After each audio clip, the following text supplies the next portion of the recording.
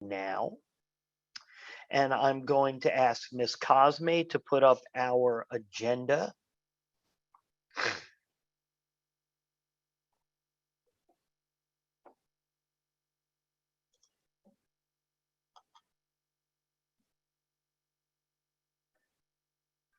So our agenda this evening, oh, I see in the chat, Dr. De La Cruz, our fantastic superintendent, is here. It's great to see her. Dr. De La Cruz, do you want to say hello to everybody? Good evening, everyone. It's such an honor and a pleasure to be here. I'm just here to say hello and to listen and learn with everyone. And I'll stay as long as I can. And I'll put my email in the chat box, but I'm always just here in service of the community. So thank you and happy Tuesday. And I know Jonathan and Jennifer will share that later on we have created a space. So for those of you who would like to talk more about Brilliant NYC, November 15th, is that what we talked about? Yep, we wanted to create a special space and we knew that this town hall is packed with information for you, but just wanted to be here in community. So thank you, Principal Daskell, AP Cosme. Dr. Cosme, right? You defended your dissertation. Almost. Okay. Yeah, I'm putting it out in the universe. I'm putting it out in the universe. Super excited. Thank you. But thanks to everyone, and thanks for giving me the space. Looking forward to listening and learning. Excellent. So as Dr. De La Cruz mentioned, we will be hosting a town hall. Dr. De La Cruz will be participating. This will be on November 15th, and the sole topic of this town hall will be Brilliant NYC. So we are not going to be talking about Brilliant NYC this evening. We know you have lots of questions, but we wanted to devote this town hall to some other things that that we wanted to address before you meet with teachers during parent-teacher conferences next week. And we promise we will have that meeting on November 15th. So we will create that and we'll send the save the date by the end of the week. You'll get that from Mr. Johnson. So here we are, and we're gonna get started. So Ms. Cosme has shared the agenda.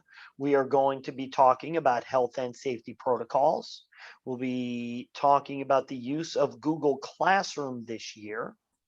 We're going to talk about the grading policy. We will discuss some of our school-wide online platform and communication tools. Ms. Burgos is going to share a little bit of our social emotional learning supports, and then we will we'll have some times hopefully for some Q&A, and if you have questions you can post them in the chat. As we go along, I will try to address them, and then at the end you can post your questions in the chat, or you can raise your hand and ask your questions live. So we're going to get started. All right, thank you, Mr. Daskell, and good evening, everyone. So we're going to start talking about health and safety protocols. So on September 27th, there were a few updates that we'd like to share with you. So, okay, let me just move that over. So first, I just want to compliment everyone for working collaboratively with us all. If your child has been sick, you've been keeping them home, you've been reinforcing social distancing guidelines, sending your children to school with face coverings. We thank you so much for that. Our teachers have been working and staff have been working diligently, reminding students to social distance, to also wash their hands frequently, and or use hand sanitizer. So just overall, our school community has been positively following these guidelines, and we just want to thank you for that. And we just want to remind you all that, if your child is experiencing any COVID-19 symptoms, and that may include a fever of 100 degrees or higher, chills, sore throat, a new cough, loss of taste or smell, please remember, to continue to keep your child at home. In terms of any positive cases at the school, we do send out notification if there is a positive case in our school community. And so vaccinated and unvaccinated students who are wearing face coverings and maintained at least 3 feet of distance from the student who tests positive will not be considered a close contact and will not have to quarantine. And this is a little bit different from last year. Last year, if there was a student that tested positive in a classroom, then the entire classroom was shut down. So this year it's a little bit different. If your child is a close contact, we notify you right away. So close contacts will be notified and will receive asynchronous work on Google Classroom, which we will talk We will about talk in a little about it bit. in a little bit. But again, our teachers are very wonderful. They keep the windows open, classroom doors open as well to maximize airflow and air circulation into the classrooms. And it is getting a little bit cooler now that the seasons are changing. So we just want to remind our families to have your children dress warmly for the fall and the winter. We like to keep at least 2 windows open in each classroom, but it does get a little chilly sometimes. So, it's okay to have your child, send your child to school with a sweater, just so that they can be warm in the classroom as it gets a little cooler. So something else I just want to chime in here. You may have noticed when we have a student who is in the school who is exhibiting COVID-19 symptoms, we bring them to a room that is staffed by and supervised by a tag staff person. They are separated from the rest of the class. They are visited by the Mount Sinai physician who is here daily, and they determine whether they believe that the student needs to go home and get tested, or if they believe that it is not COVID related. We make a phone call home, let the families know what's going on, and if they can, those children return to the classroom. We err on the side of caution here. We'd rather make a phone call home and ask a family to come and pick up a child than potentially risk the exposure of other people in the building to potential COVID-19. So we are extremely cautious about that. And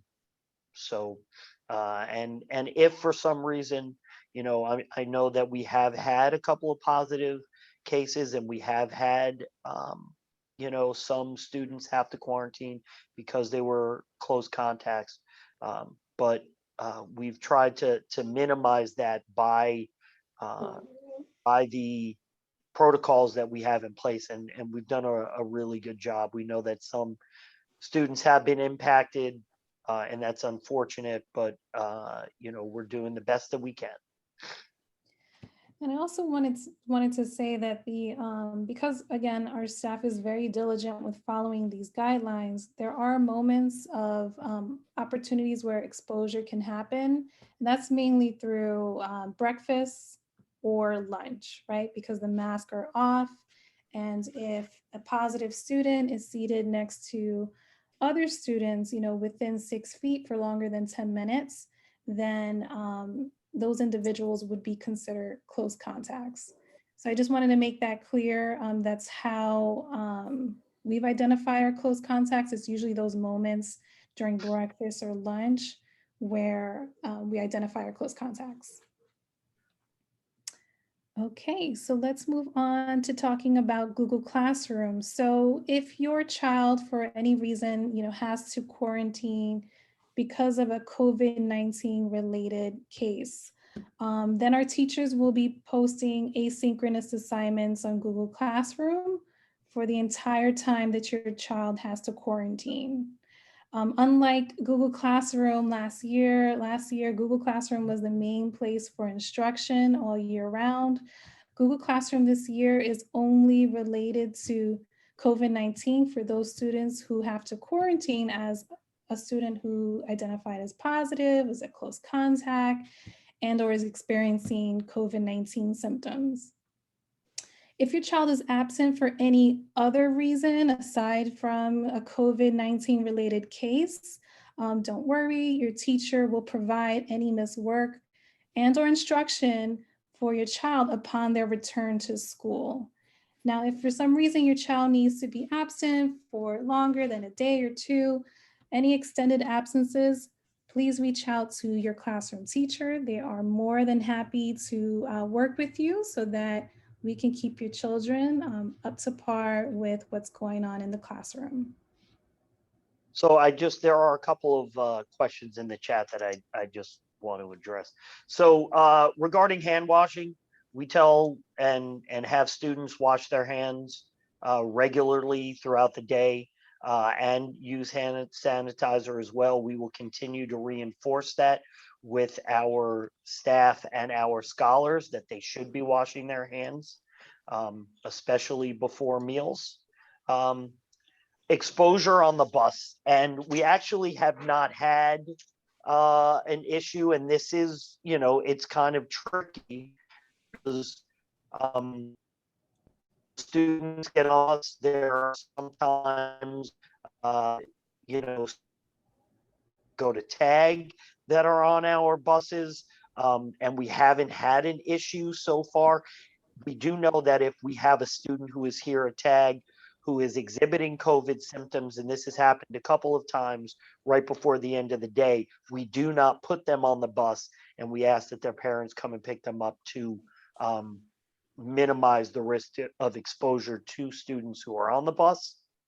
And then how do we track how close anyone is during lunch? So in K-2 classes, it's easy because the desks are 3 feet apart and they have assigned seats in the classroom during the day. So we go into a classroom and we will measure out 6 feet and choose all of those students that are within that 6-foot radius, and they are the ones who are determined to be close contacts. For the 3rd, 4th, and 5th grade that eat in the cafeteria, we rely on our staff who supervises the cafeteria, as well as the students themselves, to tell us who they have been eating lunch with. And we do have the cafeteria spaced out in 3-foot increments as well. So we're able to determine who the close contacts are that way. Do vaccinated students have to quarantine? As Ms. Cosme mentioned, if students are fully vaccinated, and right now, since the vaccine is only available for 12 and older, if you are fully vaccinated and you are not exhibiting any symptoms, you do not have to quarantine. And I just read today that the vaccine is getting even closer to becoming available for children 5 and up, possibly even by the end of next week, I heard, possibly. So we're very excited about that. All right, so now, Mr. Daskell, I'm going to turn it over to you to talk about the grading policy. All right, thank you very much, Ms. Cosme. So for those of us who have been in the Department of Education for a while, you know that last year and the year before, there was modified grading policy as per COVID-19. This year, we are going back to the standard grading policy. And for kindergarten through 5th grade students, that means on report cards, they will receive levels. And these are, the language here is taken directly from the report card. So report card grades for for the courses they're taking, which is ELA overall. There is reading, writing, listening, speaking, and language, mathematics, social studies, science, their cluster classes, their special classes, social emotional development, and academic and personal behavior, I believe. I might be missing a couple in there, but for those classes, you will see a level grade, either level 1, which is well below standard, level 2, which is below standards, level 3 is proficient, level 4 is excels in standards. We do not give plus or minus grades, so those are the grades that you will see on a report card. The first marking period ends Friday, December 10th, and report cards will be distributed Wednesday, December 22nd.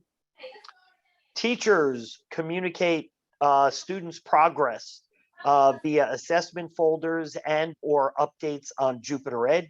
We did a fantastic Jupiter Ed workshop last week. Ms. Bova, one of our 4th grade teachers, and Ms. Chang on the 5-6 team facilitated that, and it was great. And you will also be able to find that on the Parents Corner of the TAG website as well. As soon as that video is posted, we hope as soon as tomorrow that video will be up as well. As mentioned earlier, November 4th is parent-teacher conferences. It will be a half day for students with dismissal at 11:05. Afternoon conferences will be 1 to 4. Evening conferences will be 5:30 to 7:30. Conferences are by appointment only, and we will send out a reminder. The appointment calendar to schedule your appointment will close Tuesday night, November 2nd. So please make sure if you haven't scheduled your appointment by then that you do so. November 4th conferences are conversations about your child's progress. We won't be handing out report cards at these conferences. They're really a conversation with you and your child's teacher, about how things are going so far, both academically as well as socially and emotionally. So we're going to jump to the next slide. Don't see anything in the chat regarding that. So we use a number of online communication platforms, the main one being Jupiter Ed. All students and parents in kindergarten through 8th grade have Jupiter Ed accounts. Homeroom teachers have login information. If you haven't gotten your initial login information, if you did and you forgot, you can go to jupitered.com and click on the button that says assistance with login, and they'll help you with your login there, resetting passwords and so forth. And Jupiter Ed is a fantastic tool.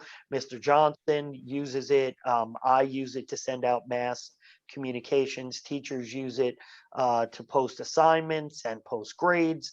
It's just an all-around really good tool to use. We also use Blackboard Connect, and that is the system we use for robocalls as well as mass emails. And Blackboard Connect gets its information, its phone numbers and email addresses from a Department of Education system called ATS, which stands for Automate the Schools. When your child was admitted to a New York City Department of Education school, their information was entered into a system, the system ATS, and that is where all of your child's information lies. Now, the Department of Education has rolled out New York City schools accounts for all parents and students. And this is a fantastic tool to use for getting information. They have bus route information. There is, academic information, a host of really great things. But the best thing right now about the New York City schools account is you can update your contact information there, and it will get reported into ATS. So what happens when your child enters a Department of Education school, somebody sits there with the paper application and types it into the system. Sometimes there's data entry errors. People are human after all, and sometimes there are mistakes. You might have moved, changed phone numbers, changed jobs, so your email address is different. And if you don't go into your NYC schools account and update those things, then ATS has outdated information. So that when we send out robocalls, or when the city begins to send out information about middle school enrollment or high school enrollment or other things, they're getting their information from ATS. And if your information is not updated correctly in ATS, there might be some really important communications that you miss. So we are urging all of our families to go to their New York City schools account, go to the emergency contact information, and update that to the most recent information that you have. This is just a quick look at what you will see when you log into your New York City schools account to update the emergency contact information. You'll go there to Guardians, and then you'll see all of the guardians that are listed as emergency contacts. You'll see the relationship. You'll see the address, the preferred language, the home phone. So this is a really great place, again, for you to update your information. Again, if you've moved, change phone numbers, if you originally put your landline down, but now you don't have a landline and you only use a mobile phone, this is where to enter that information. And we do also have online instructional platforms as well. In kindergarten and one, we use a program called Smarty Ants. It is a literacy program. The kids are encouraged to use it at home. It is a fantastic program. We also have a literacy program for K-2 students called Raz Kids. For students in grades 2 to 8, we use Achieve 3000. Achieve 3000 is an instructional platform. It has a lot of great articles. It is also a diagnostic platform. So you'll be able to see your students' Lexile level, which is a normed reading level. For grades 2 to 8, we also have News ELA, which is a fantastic source of nonfiction articles that are scaled to your child's reading level. And for math and science, we use a program called IXL, which we will be ramping up very, very shortly.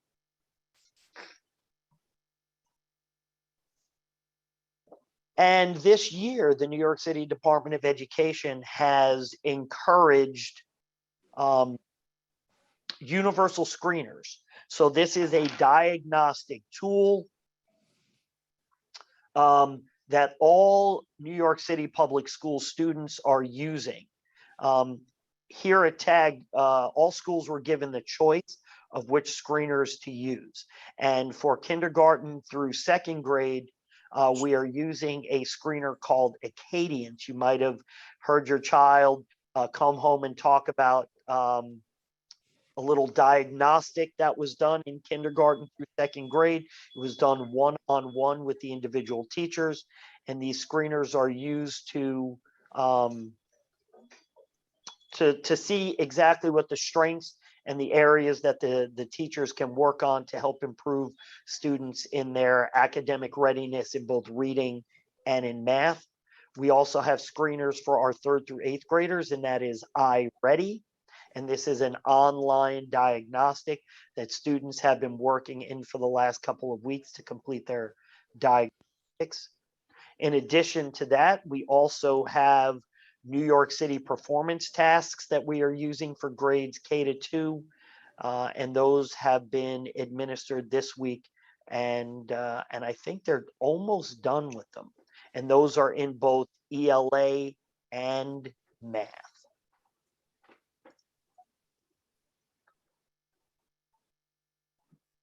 Now we're going to turn it over to one of our guidance counselors, Ms. Burgos, and she's going to talk about at-home social emotional strategies. Good evening, TAG community. My name is Ms. Burgos. I'm a new school counselor here at TAG. I assist the TAG community and scholars Mondays and Tuesdays. So I'm gonna speak a little bit about the social emotional strategies that could be used at home. So some coping strategies is relaxing your body and muscles, trying to control your breathing. I added a little picture. It's kind of hard to see, but it's basically following the triangle for breathing exercises or a star, square, any shape will help. Also art, coloring pages, music, some meditation to relax and ease your mind. Making time for yourself, as in downtime, a calm corner for students. Regular exercise, maintaining healthy, a good diet, getting at least 6 to 8 hours of sleep. I know it's kind of hard, especially now that they're so used to using the devices at home. But please try to limit the device use so they can get more hours of sleep, so their brain could be recharged for the following day. And also turning to other people for emotional support. Just having them rely on the school support staff, teachers, school counselors. I'm located in room 203. Ms. Y is downstairs on the first floor as well. And then we have Ms. Erica, who also assists us. And then having them express their emotions. So using positive self-talk, knowing their triggers, being a good listener, practice empathy, practice acceptance, mindfulness, and understanding emotions. So these are just some strategies that you can use at home. If you need at least like hard copies, I will always print them out and pass them along in the classrooms. I do social emotional in classrooms as well on Mondays and Tuesdays for K-4. And these are just some of my strategies I would use at home for the scholars. Thank you.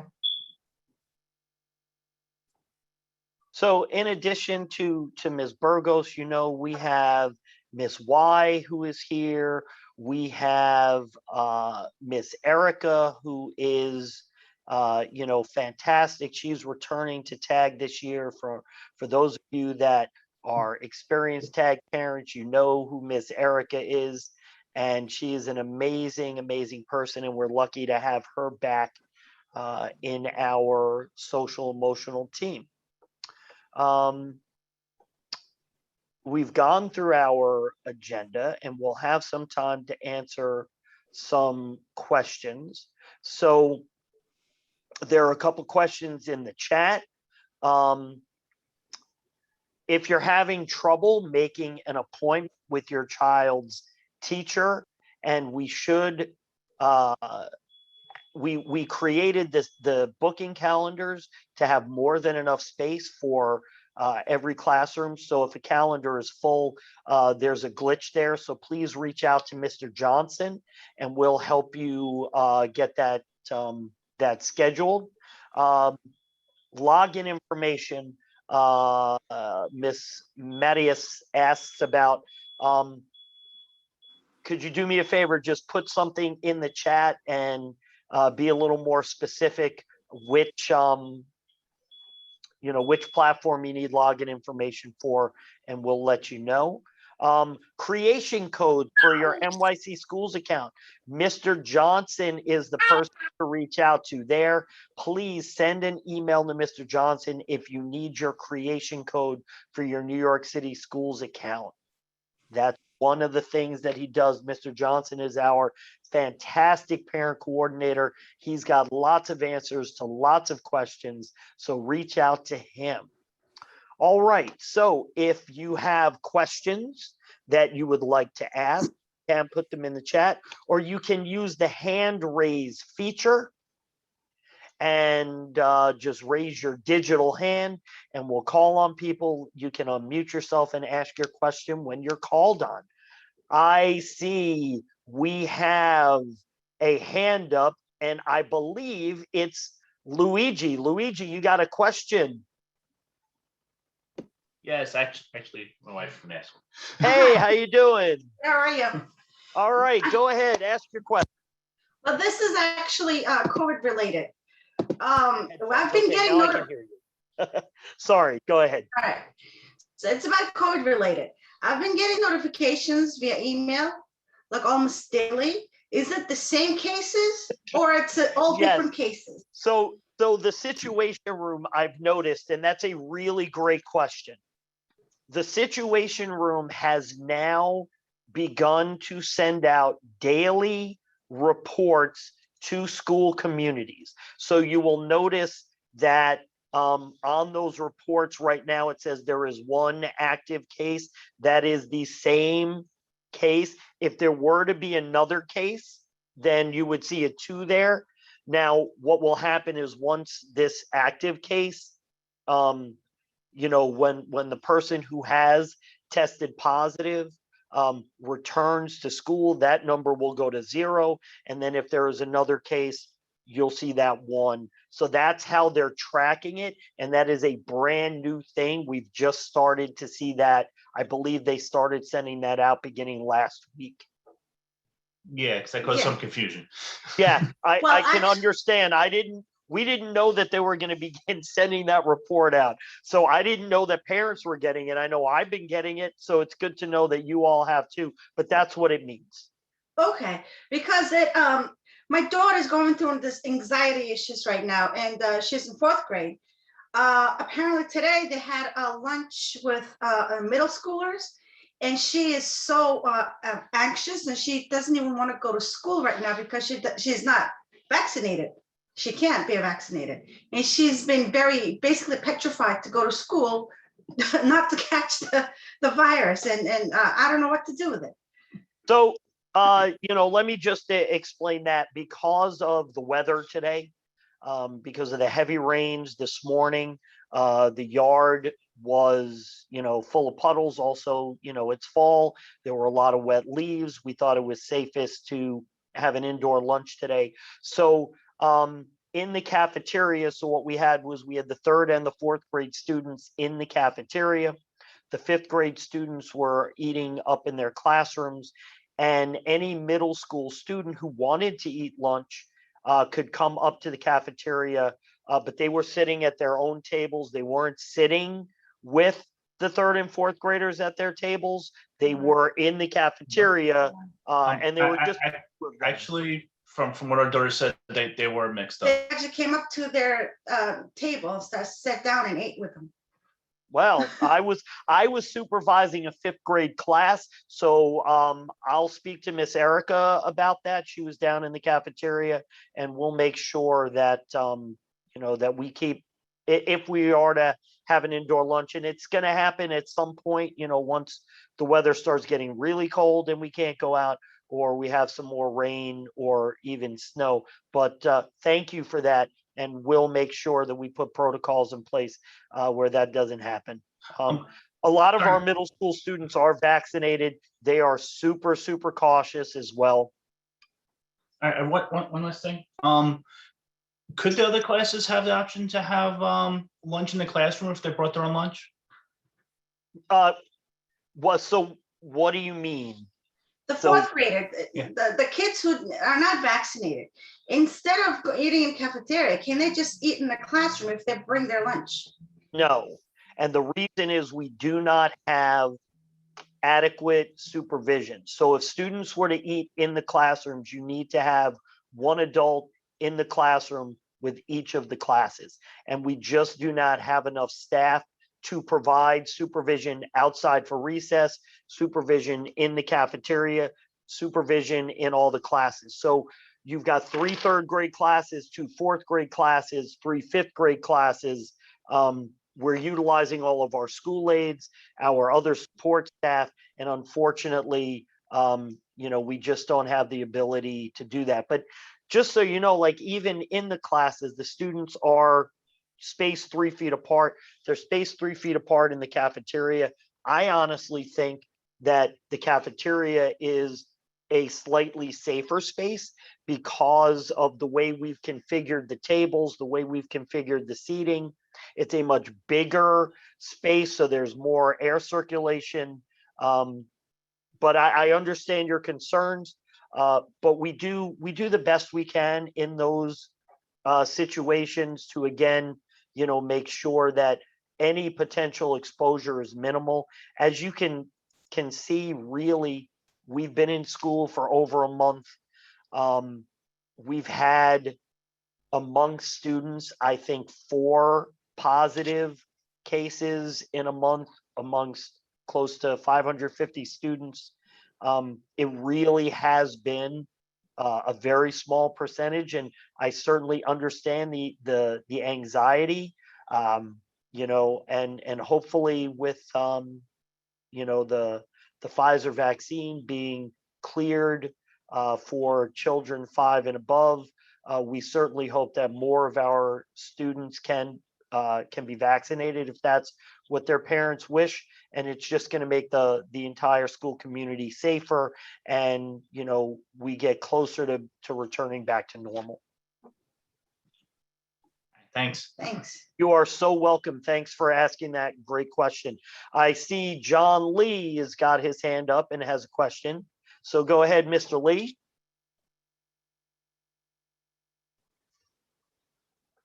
Hey, hi, Ms. Jaskos, and Ms. Cosme. Thanks for doing this. I have 2 questions, if you don't mind. So I noticed that it seems like the homework, there's been a change in like the grading. Maybe I don't know if it's if that's like a school-wide policy to not grade the homework, or if it's just I mean, I don't care about the grades, but like there's no feedback on it. Like it seemed like the earlier homework came back with feedback and grades, and like as of the past 2 weeks, maybe there hasn't really been anything. So I was just wondering if that was actually a policy. No, it's not an actual policy. I mean, there are a couple of things. Yes, we have been consciously trying to have teachers assign less homework because we know, again, how stressful this return to school has been for some students. We're just looking at ways to make the educational experience high quality, but also as comfortable for students as possible. Homework, certainly, depending on the assignment, there should be feedback. Again, maybe not on every single piece of homework.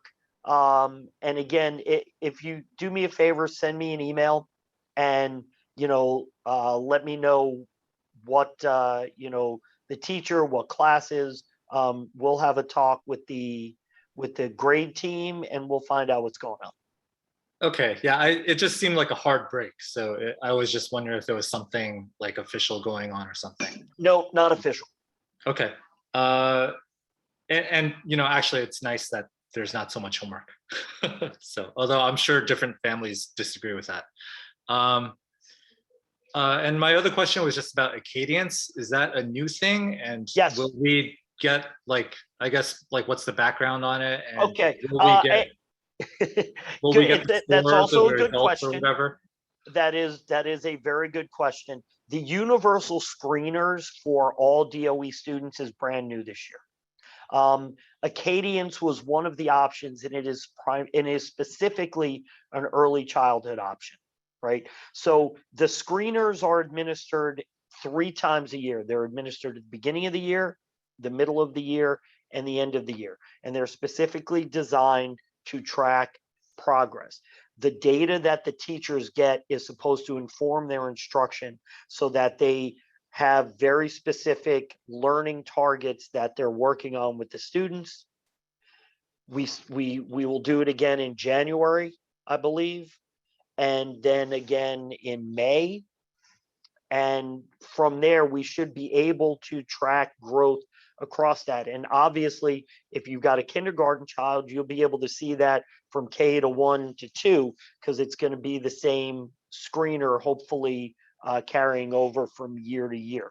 I honestly do not know how the reporting is going to be because this is new to us, but I'm going to assume that there will be reports that are made available, whether they are in the New York City schools accounts, because all of this is going to be, it's recorded centrally. So whether it's there or whether the school's responsible for sending out the reports, you will get information on that.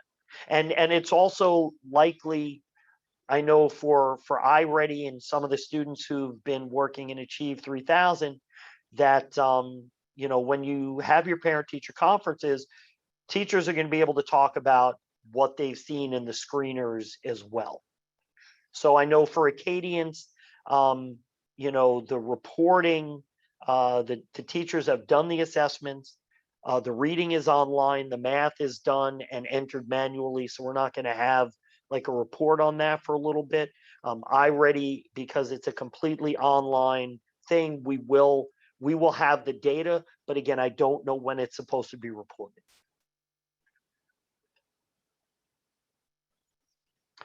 Are there any other questions? I don't see any hands up. I see some stuff in the chats. Okay, so Raz Kids and Smarty Ants, those things you should reach out to your child's homeroom teacher, and they will be able to help you. Again, also with Achieve 3000 and News ELA, your child's homeroom teacher should have that login information. And if they're a new student and they don't have login information, we will get login information to you. Has indeed. Okay, so there's a question, a specific question about how absentees are recorded for students who are quarantined. I will get some further information on that, and we'll share that with the entire community so that everybody understands officially what the policy is. Thank you for that question, by the way. And I saw some hand up, but then I think it went away. What can we expect on remote learning days? That is a fantastic question, such as next week. Will there be teaching or it's fully asynchronous? So it depends on the remote learning day and what the reason for the remote learning day is. So election day is specifically, and it always has been for teachers, a professional development day. So the teachers cannot be providing synchronous instruction to students because they are in professional development all day. So election day is going to be an asynchronous day. Teachers will be posting assignments on Google Classroom, or I know for some of the younger grade teachers, they have said that they will be giving paper and pencil work to students the day before for them to complete when they are home. There might be some other days like I believe snow days or other weather closures, which may become synchronous instruction days. But for election day, November 2nd, it will be an asynchronous learning day.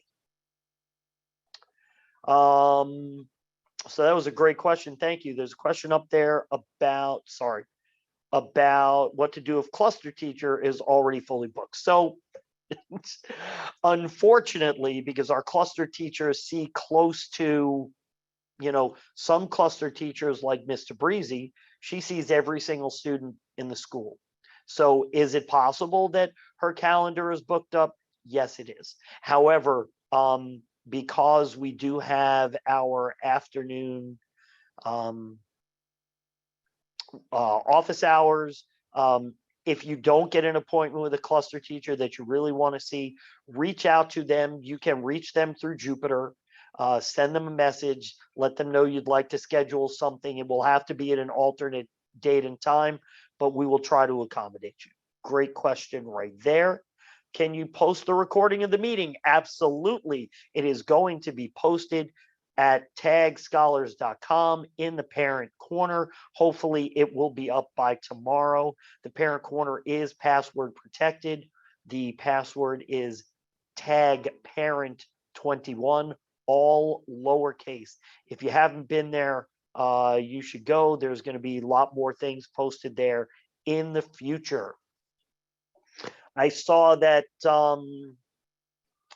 Miss Davis had her hand up, but then it went down and then it went back up. Miss Davis, do you have a question? Sorry, Mr. Daskell, that was Zachariah. Does Zachariah have a question? And I asked him and he did not have a question. Okay. Sorry about that. No need to apologize. I'm glad that he's there with you listening to this as well. So it is 6:37. We've been on for about 50 minutes. We've covered a lot of ground. It is so great to see so many people here. And unless there are any more questions in the chat, okay. Can you please, if students cannot attend school due to inclement weather, how will this be addressed? I'm not exactly sure what you mean. If the school is closed for inclement weather, the chancellor has stated previously that those will be remote learning days. I think maybe that's what you're referring to, but I'm not really sure. Some cancellations like today may delay. Well, but schools were open today, right? So if the school is open, it's not going to be, if the student can't make it, then it's, it's an absence. And when they return to school, they will get the work that they missed, as with any other day that they might miss.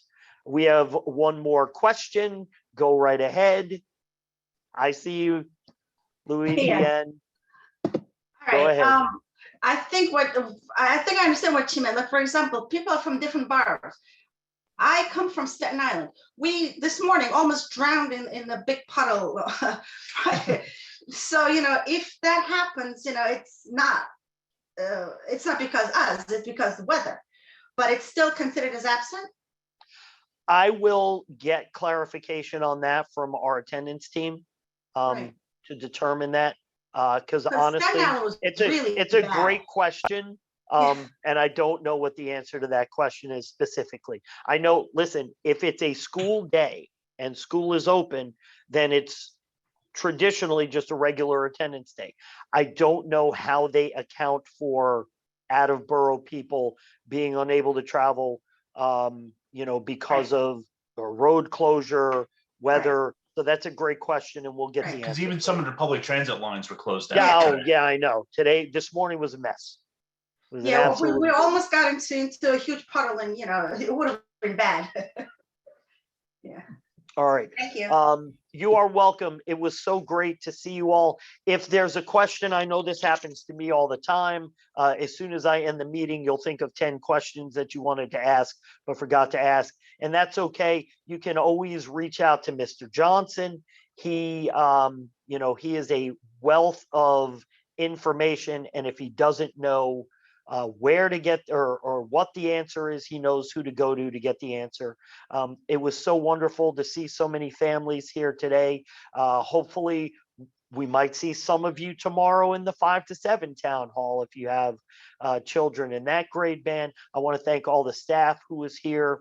Miss Mattels was here, Miss Burgos, Miss Sanders, of course, Miss Cosme for all the work she does, and our fantastic superintendent, Dr. De La Cruz, for stopping in and saying hello to everybody. Please don't forget, we're going to be scheduling November 15th as a town hall specifically to discuss Brilliant NYC. Look for the save the date and the meeting information to be coming shortly. Again, we appreciate everything you do for our school community. We are fortunate to have such an amazingly engaged and helpful and supportive parent community. Thank you all so much. Enjoy the rest of the week. And again, if you need anything, you know where we are, just reach out. Thank you all so much. Have a wonderful, wonderful evening. Good night, everyone. Good night. Night. Good night.